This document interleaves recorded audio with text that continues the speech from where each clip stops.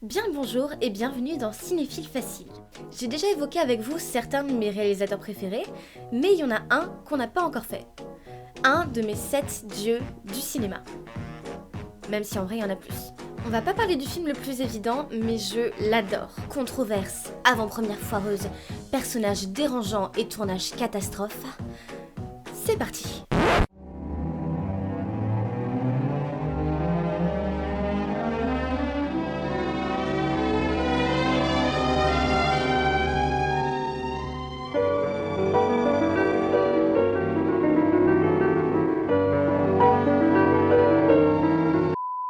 Adaptation du célèbre roman de Vladimir Nabokov, Lolita raconte les mésaventures du professeur Humbert Humbert, ayant un vieux penchant freudien pour les petites filles.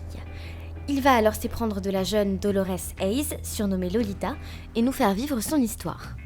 Petit survol rapide du casting, c'est James Mason qui interprète le professeur Humbert, le grand Peter Sellers qui joue son némésis Claire Quilty, un producteur caméléon qui va tourner autour de Dolores, et Sue Lyon qui interprète cette dernière. C'était son premier film ever, elle avait 14 ans, et comme la production voulait une actrice qui fasse plus vieille que son âge pour pas choquer le public, elle a été choisie pour son physique mature. Lolita est déjà le 9e film de Stanley Kubrick, et basiquement, pour faire ce film, ça a été un bordel de ouf.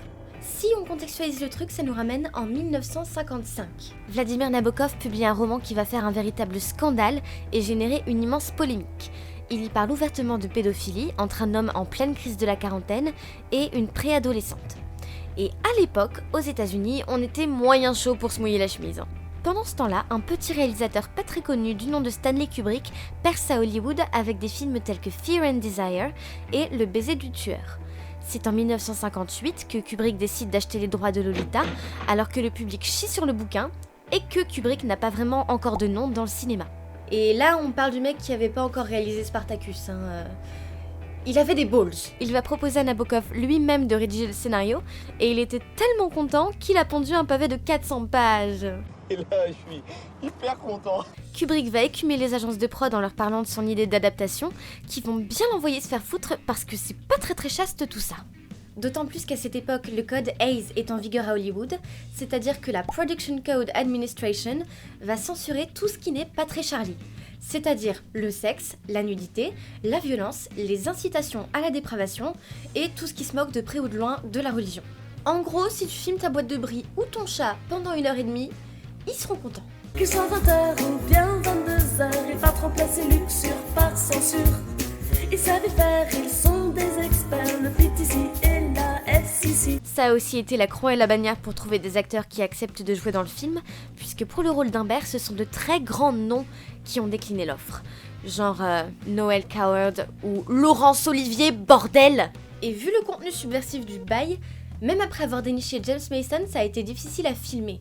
Déjà, à chaque étape de correction du script, Kubrick devait faire approuver son scénario, tant et si bien que, au final, il a tourné quelque chose qui ne ressemblait pas du tout à sa vision du livre. Et c'est tellement dommage, putain. Ça se ressent bien au visionnage, puisque dès qu'une scène est sur le point de devenir un chouille plus malsaine et plus poussée, on a un fondu au noir. Frustration! Le film se voulait être audacieux pour faire honneur au roman, mais il a dû être charcuté pour plaire à tout le monde. Et encore, plaire, c'est mignon. Et le film a quand même été interdit aux moins de 18 ans. Et ils déconnaient pas là-dessus, hein. Ils ont même interdit à Sue Lyon, l'actrice principale, d'assister à la projection parce qu'elle avait 15 ans. LOL! Mais bref, ce qui est génial avec Kubrick, c'est qu'il arrive à rendre presque attachant le personnage d'Humbert, qui est tout à fait antipathique dans le bouquin.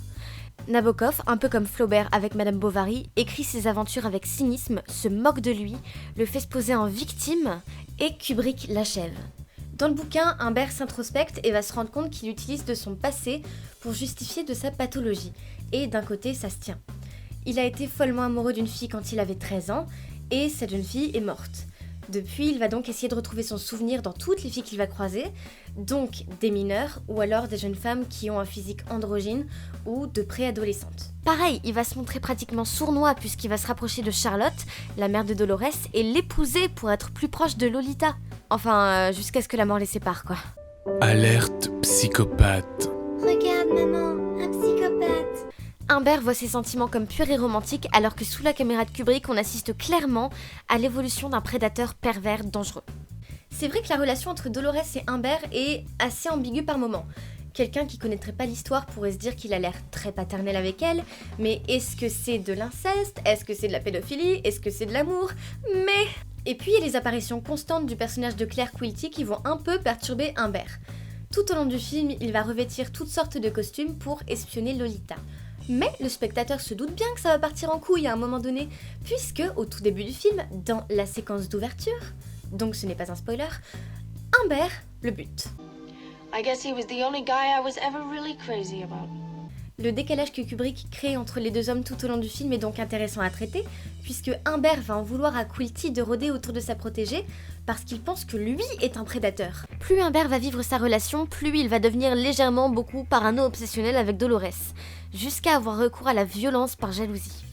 Sa vision des choses va s'envenimer de plus en plus, et il va commencer à partir dans des bails pas cool, genre lui poser 10 000 questions dès qu'elle va marcher sur le même trottoir qu'un autre mec, ou être suspicieux de ses moindres faits et gestes.